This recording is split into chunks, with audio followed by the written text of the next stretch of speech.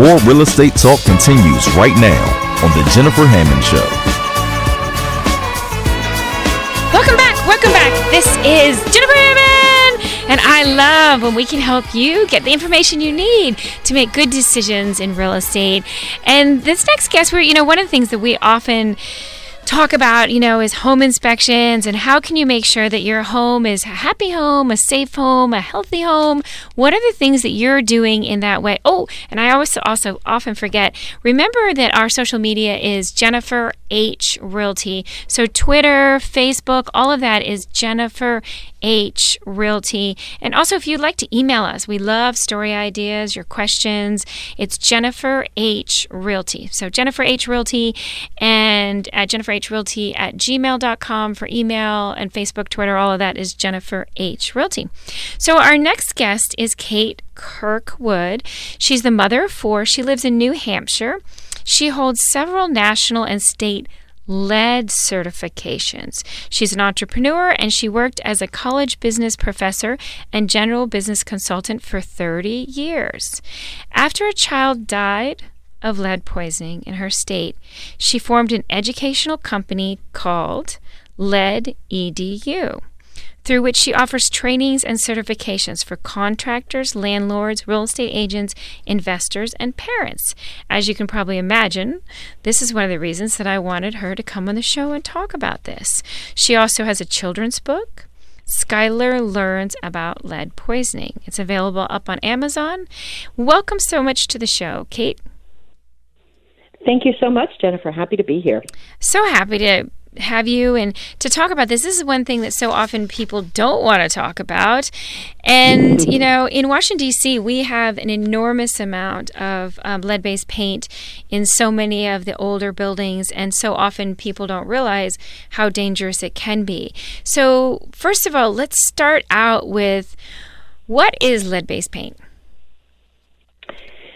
So the paint that was used up until 1978, actually, in residential properties often contained lead. We still have lead in paint in commercial buildings and some industrial facilities. And the situation is that we didn't know at the time that we used it how dangerous it was. And so what we have is this paint that's old now, that's deteriorating as people open and close old windows and old doors, as they scrape to repaint and rehab buildings. We're releasing this tiny little bit of lead dust, and that's really the problem. The lead paint itself is not a problem, but the dust that is created as it deteriorates is what we're worried about. Breathing and eating, the children get into it, and it poisons them. And it poisons everybody. It's just, unfortunately, children are more susceptible and often can die. Correct? That's right. Yeah. Yes, that's absolutely true. Up until age 6, children's brains are in development. And so when we have learned, science has taught us that when we introduce lead into those developing brains, the damage can be permanent. Learning disabilities, ADHD, hearing loss, speech impediments, they actually lose IQ points. And in fact, we have had, in extreme cases, children who died. Yeah, it's so sad. And again, it always amazes me, just because I'm in real estate and I'm constantly, we have federal form for lead-based paint in D.C. We have a local form. It's different in each state on how much you have to disclose if there was ever lead-based paint in here. And as you said, up until 1978, almost all paint had lead in it. So we just talked about children, but how can it harm adults as well, the lead-based paint? Right. So anyone who breathes in this dust or who eats this dust inadvertently, it's tiny. First of all, I should say it's such a tiny amount, something smaller than a grain of sugar that kind of, gets caught in your hair or in your clothes and then ends up on your hands and ends up in your mouth. Those, and especially children who constantly put their hands in their mouths, or adults who might, smoke or bite their nails or grab a sandwich or a donut without realizing that there's some of this dust on their hands. And then these little bits of dust, when adults get poisoned, we see symptoms like high blood pressure, digestive problems, headaches, memory loss, joint pain, and eventually adults can get into some serious medical trouble with this as well. So it's a problem for all of us, really. We just worry more about the kids because of the permanent nature of the brain development. Well, and yeah, just because it can kill so quickly for a child. And we see that, unfortunately, I hate to say, even in the Washington, D.C. area, landlords who do not take care of their property and they have lead-based paint hazards in the house. It's so bad for them. And it obviously is something when people are buying a house or if they're looking to rent. There's also the forms that we have for renting.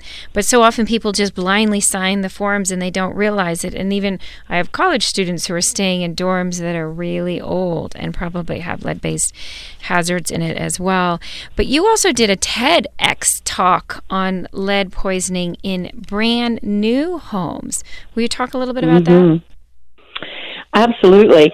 And let me just say a couple of quick things about what you were just saying. There is a federal rule. It's called RRP, Renovate, Repair, and Paint. And it says it's everywhere in the country, if you're doing work that disturbs paint in a house built before 1978, you must have this one-day certification. So any landlords who are doing work themselves on their properties or any contractors that you hire, you would want to make sure that they are what we call RRP certified, meaning that they have this one-day lead safety training. And the EPA, because that is a federal rule. Yeah, the United States Environmental Protection Agency also has a lot of information about it as well, so that's another resource for people. Absolutely. And so you were asking about your TEDx talk on new homes. TEDx, I know. Yeah, and lead-based poisoning in new homes. Because again, up until 1978, almost all paint had it in it. But since then, obviously, we've changed our ways so much, and our paint's a lot more healthy. But the problem is, even in brand new homes, many times we have items that are not new. For instance, maybe we collect antiques, or maybe we have heirlooms that were handed down in the family for generations. When I did my talk, I actually tested some household items on stage. A little rocking chair that was my grandmother's, mixing bowls that came down through the family, little painted statues, trinkets, and you can test them very inexpensively yourself with products that the EPA has recognized as effective for this.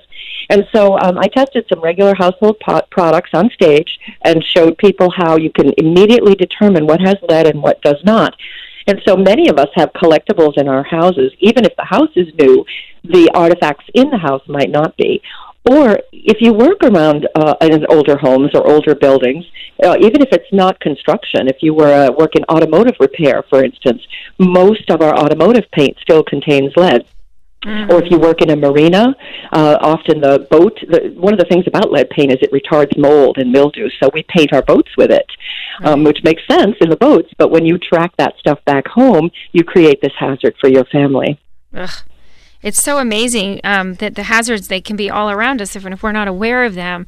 Again, washing your hands, making sure that you're really aware where those hazards can be. It can truly be the death of children or, others. Even the elderly, I know, are also very susceptible to the lead-based paint, which is amazing. So as a landlord, if you're worried that your tenants might be getting lead-based paint poisoning, what are some things that someone could do? So absolutely great question. For landlords as well as parents, just a few simple things. First of all, use a HEPA vac. There is a HEPA filtration system that's been approved by EPA. It will say so right on the box. And it's just a very fine filter that filters out the lead dust and keeps it in the vacuum rather than spitting it back out into the air as you vacuum. So those HEPA vacs are readily available now, and they'll say the EPA approval right on the box to make sure that they're effective in cleaning up the lead dust. The second thing is to use disposable cloths. Sponges and mops just spread the stuff around. A Swiffer or even a wet paper towel that you throw away is a much better cleaning technique when you have older paint and little bits of that dust. And again, the little bits of dust are too small to see in many cases, but they're there and the children can breathe them in.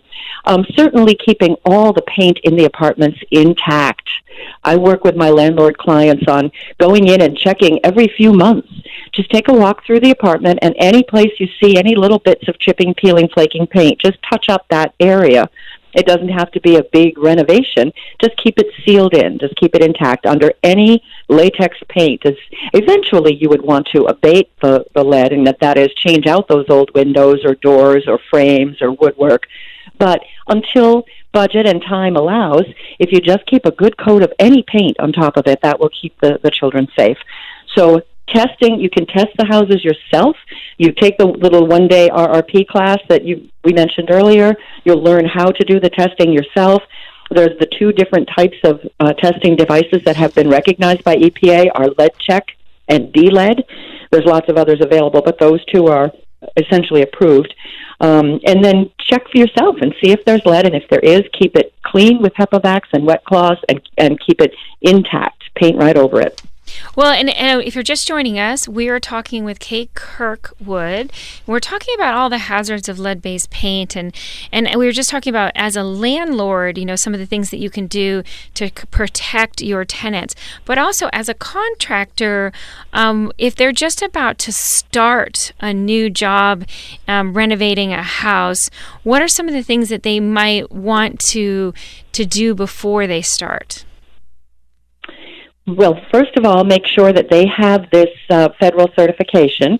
Often people don't realize that they need that, but they do. In the entire country, anyone disturbing paint has to have this training. So when they get that training, they'll learn how to test and how to work lead safe. But it boils down to appropriate testing first to know where the lead is, and then not using any power tools that spread the dust around. So we can't use scrapers or sanders unless they're attached to the HEPA vac. They have covers now that attach them directly to the HEPA vac. And I think that's important, is to realize that you just have to be very aware of where that dust is going and what dust is, and lead-based paint reminds me again of other environmental hazards. We have asbestos, we have other things that, again, if we seal it and encapsulate it, I've been told over and over that that's one way to handle it. But as soon as you're going to disturb it and you have all of those little fibers and dust and things of that nature that are being exposed, this is when it can be very dangerous for you. And that's really important. Absolutely.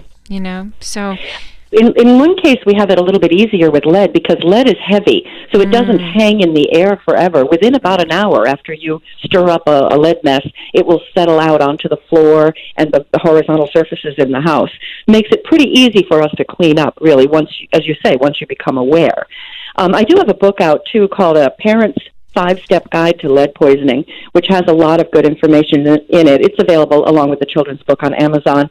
And they're, with Kindle these days, these books are $2 and $3. They're very inexpensive. And this is a short little primer. The next one that I'm working on right now is a contractor's guide to lead poisoning. But a lot of the information that a contractor or a landlord would need is also in the Parent's Guide, which is already out. That sounds good. And I want to make sure people know it's Skylar Learns About Lead Poisoning. And then the other book on Amazon is A Parent's 5-Step Guide to Lead Poisoning. So let's finish. I wanted to finish out the interview talking about, I'm also a licensed realtor in Virginia, D.C., and Maryland, but I wanted you to answer this. As I mentioned before, of course, we have different forms and stuff that we have people sign. But as a realtor, do they have liability with lead-based paint? Absolutely. There was a realtor in, I want to say Buffalo, New York. I could be wrong about the city, but it was in New York, a woman by the name of Maureen Walchek, who was recently fined by the EPA $100,000 and sentenced to a year in jail for failing to disclose. The situation was that the seller had disclosed that there was lead in the property. Somehow that information did not get passed through to the buyer, and in the end it was determined to be the realtor who was liable. So many of the disclosure forms are changing as the states come up with new regulations. Here in New Hampshire, where I am, we just passed Senate Bill 247, and one of the things it says is, that disclosure law is changing. For years, realtors have been able to pick from three choices, essentially. Yes, there's lead, no, there's not, and I don't know. Well, I don't know is going away. Right, yeah. Yeah. So it's going to have to be prove that there's no lead or assume that there is. Right. And most of the time we can assume that there is, especially if the house was built before 1978. Even if it's been renovated, it probably still has some lead-based paint in it. Well, Kate, I am so thankful and grateful for you bringing about this and talking about this subject, because it's so important that we learn about lead-based paint and that we save the lives of children, protect people from these kind of hazards. And we'll make sure that we put up all of your social media and talk about your 2 books from Amazon. Thank you so much for caring so much about this. Thank you very much for giving me the opportunity to help spread the word. Absolutely. We'll be back after the break with more of The Jennifer Hammond Show. Honestly, I wanna see you be brave. What you wanna say. Jennifer Hammond will be back with more of her expertise on real estate in a few, and it's only on SiriusXM Urban View.